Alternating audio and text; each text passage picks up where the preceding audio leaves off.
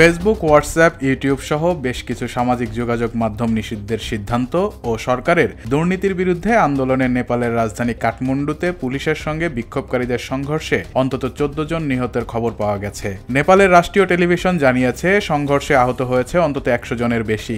আজ সোমবার সকাল থেকে বিক্ষোভ শুরুর পর বানেশ্বরের সিভিল হাসপাতালে এক বিক্ষোভকারীর মৃত্যু হয় বলে বার্তা সংস্থা রয়টার্সের প্রতিবেদনে জানানো হয়।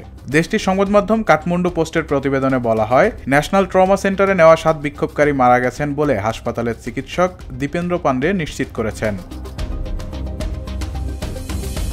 গত সপ্তাহে নেপাল সরকার ফেসবুক সহ কয়েকটি সামাজিক যোগাযোগ মাধ্যম বন্ধ করে দেয়। সরকারের অভিযোগ ছিল এসব প্ল্যাটফর্ম ভুয়া পরিচয়, হিংসাত্মক বক্তব্য, ভুয়া সংবাদ ছড়ানো, প্রতারণা এবং অন্যান্য অপরাধে ব্যবহার হচ্ছে।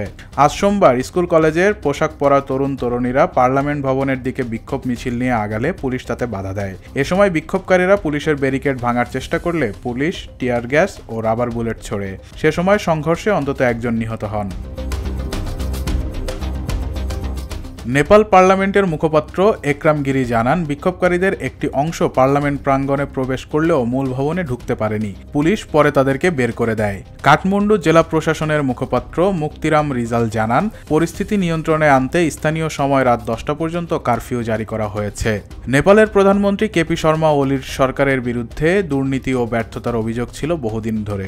বিশ্লেষকরা বলছেন, সামাজিক যোগাযোগ মাধ্যম বন্ধের মধ্য দিয়ে সরকার জনগণের অসন্তোষ দমন করতে চাইছে। উল্লেখ্য, প্রায় 3 কোটি মানুষের দেশ নেপালে 90% নাগরিকই ইন্টারনেট ব্যবহার করেন।